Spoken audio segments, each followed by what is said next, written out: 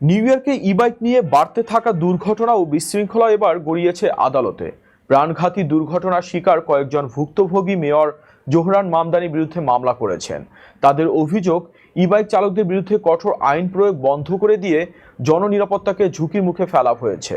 মামলায় বলা হয়েছে, মার্চ মাসে মেয়র মামদানি এমন একটি নির্দেশনা দেন যার ফলে বেপরোয়া ই বাইক চালকদের বিরুদ্ধে ফৌজদারি সমন দেওয়া বন্ধ হয়ে যায়। বাদীপক্ষের দাবি, এরপর থেকেই ট্রাফিক আইন অমান্য করার ঘটনা আরও বেড়েছে। মামলায় কয়েকটি মর্মান্তিক দুর্ঘটনার কথা উল্লেখ করা হয়েছে।